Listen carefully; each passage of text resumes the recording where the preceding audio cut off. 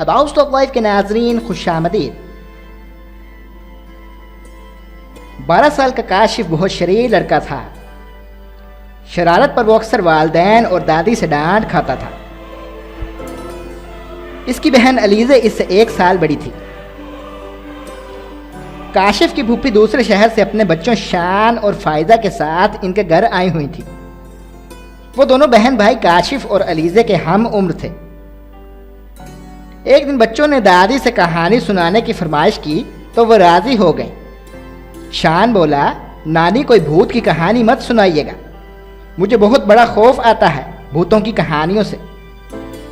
یہ سننا تھا کہ کاشف کے کان کھڑے ہو گئے۔ ایک شرارتی سی مسکراہٹ اس کے لبوں پر اور آنکھوں میں ایک چمک سی آ گئی۔ علیزہ اسے معنی خیز نظروں سے دیکھنے لگی۔ کہانی ختم ہونے کے بعد علیزہ نے کاشف سے کہا، لگتا ہے تم شان کو بھوت بن کر ڈراؤ گے۔ کاشف منہ پر انگلی رکھتے ہوئے بولا، آہستہ بولو، سچ میں بہت مزہ آئے گا۔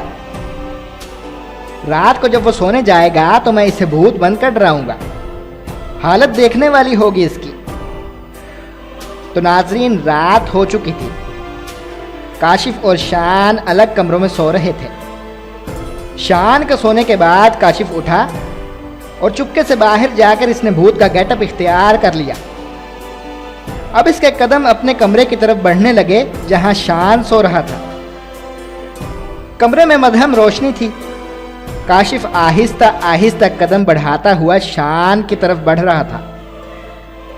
اس نے دیکھا کہ شان چادر اوڑھے بے خبر سو رہا ہے۔ اس سے پہلے کہ وہ چادر ہٹا کر شان کو ڈراتا، اچانک کسی نے اس کے کندھے پر ہاتھ رکھا۔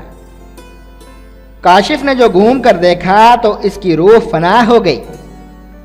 علیزہ اور فائزہ دادی جان کے کمرے میں تھیں۔ علیزہ جاگ رہی تھی۔ اسے معلوم تھا کہ کاشف شان کو بھوت بن کر ڈرائے گا۔ ابھی تھوڑی ہی دیر ہوئی تھی کہ اچانک علیزہ کو کاشف کی چیخ سنائی دی۔ اسی دوران فائزہ بھی اٹھ گئی اور مسکرانے لگی۔ اسے دیکھ کر علیزہ کو بڑی حیرت ہوئی۔ تم کیوں مسکرا رہی ہو؟ علیزہ نے پوچھا۔ فائزہ نے علیزہ کے کان میں کچھ کہا جسے سن کر علیزہ بھی مسکرا دی۔ کاشف کی چیخ سن کر دونوں ہنس پڑیں، پھر اٹھ کر کاشف کے کمرے کی طرف چل دیں۔ کاشف اپنے سامنے بھوت کو دیکھ کر تھر تھر کانپ رہا تھا۔ اچانک کمرے کی لائٹ جلی تو علیزہ اور فائزہ نے دیکھا کہ کھڑکی میں سے کالے رنگ کی کوئی چیز نیچے گری ہے۔ وہ دونوں کمرے میں پہنچی تو کاشف کی حالت دیکھ کر ہنسنے لگی۔ انہیں ہنستا دیکھ کر کاشف بولا، یہاں میری جان پر بنی ہے اور تم ہنس رہی ہو۔ فائزہ قریب آئی اور بولی، ارے وہ بھوت نہیں تھا شان۔ کیا شان؟ وہ حیرت سے بولا۔ علیزہ نے بتایا، ہاں مجھے فائزہ نے سب بتا دیا ہے۔ دراصل جب تم شان کو ڈرانے کا منصوبہ بنا رہے تھے تو ان دونوں نے سن لیا تھا اور سوچا اس سے پہلے تم شان کو بھوت بن کر ڈراؤ، الٹا شان بھوت بن کر تمہیں ڈرا دے گا۔ لیکن شان تو سو رہا ہے، اس نے حیرت سے کہا۔ ارے نہیں، یہ تو تکیے اس طریقے سے رکھے ہوئے ہیں جیسے کوئی سو رہا ہو۔ یہ دیکھو تکیے ہیں۔ یہ کہہ کر فائزہ نے جیسے ہی چادر ہٹائی وہ چیخ پڑی۔ شان وہاں گہری نیند سو رہا تھا۔ چیخ کی آواز سن کر دادی جان بھی نیند سے بیدار ہو چکی تھی۔ وہ خود سے بولی، ارے یہ بچے کہاں ہیں؟ چیخ بھی کاشف کے کمرے کی طرف سے آئی ہے، کچھ تو گڑبڑ ہے، جا کر دیکھتی ہوں۔ یہ کہہ کر انہوں نے اپنی تسبیح اٹھائی اور کاشف کے کمرے کی طرف چل پڑی۔ اگر شان سو رہا ہے تو پھر وہ کون تھا جو فوراً ہی غائب ہو گیا تھا؟ علیزہ نے خوف زدہ ہو کر کہا۔ اسی دوران شان بھی آنکھیں ملتا ہوا کھڑا ہو گیا اور پوچھا، یہ کاشف بھوت کیوں بنا ہے؟ فائزہ نے کہا، کس قدر بے خبر سوتے ہو بھائی، اس قدر شور میں بھی آنکھ نہیں کھلی۔ شان نے کہا، ارے مجھے لگا کہ یہ شور خواب میں ہو رہا ہے۔ اب کاشف کی سمجھ میں آیا کہ وہ اصلی بھوت ہی تھا۔ इसी दौरान घर के बाकी लोग भी उठकर वहां पहुंच गए और उन्हें भी सारी सूरत हाल का इल्म हो गया।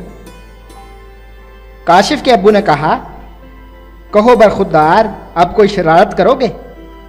असली भूत तुम्हें शरारतों की सजा देने आया था, लेकिन अलीज़े और फायदा के आने से वो गायब हो गया। अब कोई शरारत ना करना। काशिफ अपने कानों को हाथ लगाकर बोला, मेरी तौबा है जो मैंने आइंदा कोई शरारत की हो। दादी बोली, हमारी बात तो तुम मानते नहीं थे, भूत की बात फौरन मान ली। अचानक शान चीखा, भूत कहाँ है? ये कहकर काशिफ खौफ से कांपने लगा और इसे कांपता देखकर शान जोर जोर से हंसने लगा। ये अब तक पता नहीं चल सका कि गायब होने वाला असली भूत था या कोई तीसरा किरदार। तो नाज़रीन, ये बात आप पर ही छोड़ते हैं कि वो कौन सा किरदार था। अबाउट स्टॉक लाइफ के नाज़रीन, अगर आपको हमारी स्टोरी वीडियोस पसंद आ रही हैं तो चैनल को ज़रूर सब्सक्राइब कीजिएगा और अपने फैमिली मेम्बर्स और बच्चों से भी इन वीडियोस को ज़रूर शेयर कीजिएगा। आपकी राय का इजहार अबाउट स्टॉक लाइफ की टीम के लिए हौसला अफजा साबित होगा। शुक्रिया।